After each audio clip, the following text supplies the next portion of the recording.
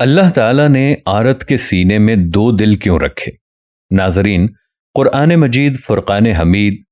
سورہ احزاب میں اللہ تعالیٰ کا ارشاد ہے، جس کا ترجمہ یہ ہے کہ اللہ تعالیٰ نے کسی شخص کے سینے میں دو دل نہیں بنائے۔ خواتین و حضرات، اگر اس آیت کریمہ پر غور کریں تو اس میں لفظ رجل کا استعمال کیا گیا ہے، جس کا مطلب ہے آدمی، یعنی حکم صرف مردوں کے لیے خاص کر دیا گیا، جبکہ خواتین اس حکم سے مستثنیٰ ہیں، خارج ہیں۔ یعنی اگر اللہ تعالیٰ نے فرمایا کہ اللہ نے کسی انسان کے سینے میں دو دل نہیں بنائے تو اس میں عورتیں بھی شامل ہوں گی، لیکن جہاں حقیقتاً اللہ عز و جل نے مرد کو خاص طور پر انڈیکیٹ کیا ہے، مخاطب کیا ہے، جس سے یہ ظاہر ہوتا ہے کہ آیت کے اس خاص حصے میں خواتین کے بارے میں بات نہیں کی جا رہی۔ لیکن سوال یہ پیدا ہوتا ہے کہ خواتین کو اس حکم سے کیوں خارج کیا گیا ہے؟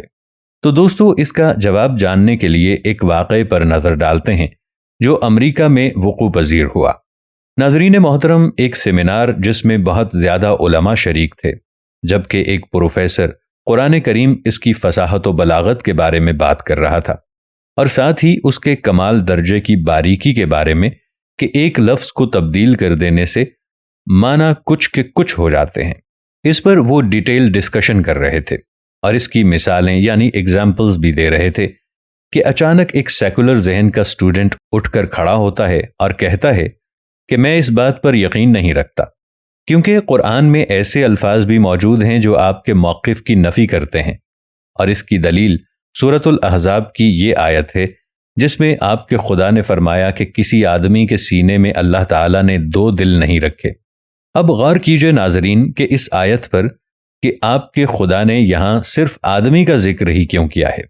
یہ کیوں نہیں کہا کہ کسی بشر کو ہم نے دو دل نہیں دیے؟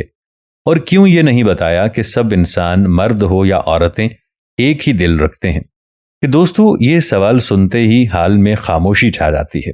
اور سب کی نظریں پروفیسر کی طرف اٹھ جاتی ہیں کہ وہ اس کا معقول جواب کیا دیتے ہیں۔ ویسے تو طالب علم کا سوال بظاہر صحیح تھا کہ مرد ہو یا عورت، دل سب کے سینے میں ایک ہی ہے، پھر اللہ تعالیٰ نے مرد کا ذکر کیوں کیا ہے؟ جبکہ ادھر پروفیسر اپنے ذہن پر زور ڈالتا ہے اس کا کیا معقول جواب دیا جائے، کیونکہ اگر جواب نہ دیا جائے تو طالب علموں پر برا امپیکٹ بھی پڑ سکتا ہے، لہٰذا ذہن پر زور ڈالنے کی مکمل کوشش کامیاب ہو جاتی ہے اور آخر کار پروفیسر کا جواب ان کو مل جاتا ہے، جو کہ قرآن پاک کے شاندار علمی اعجاز کو ظاہر کرتا ہے، جس تک پہنچنا قرآن کریم پر غور و فکر کے بنا ناممکن تھا۔ لہٰذا پروفیسر طالب علم سے کہتا ہے کہ ہاں، آدمی ہے جس کے سینے میں دو دل ہونا ناممکن ہے، لیکن عورت کے سینے میں دو دل ہو سکتے ہیں۔ جب عورت پریگننٹ ہوتی ہے، حاملہ ہوتی ہے، تو اس کے سینے میں دو دل ہوتے ہیں، ایک اس کا اور ایک اس کے بچے کا، کیونکہ رحم مادر میں موجود بچہ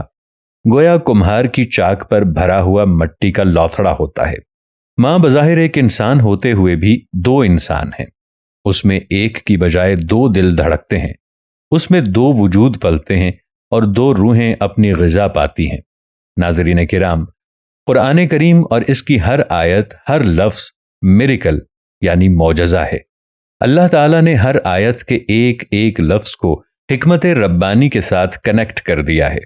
اور اگر ایک لفظ کو دوسرے لفظ کے ساتھ بدل دیا جائے تو معنی بھی غلط ہو جاتے ہیں۔ لہٰذا قرآن مجید فرقان حمید کو پوری توجہ کے ساتھ اور سوجھ بوجھ اور سمجھ، غور و فکر، تدبر کے ساتھ پڑھنا چاہیے۔ آخر میں دعا ہے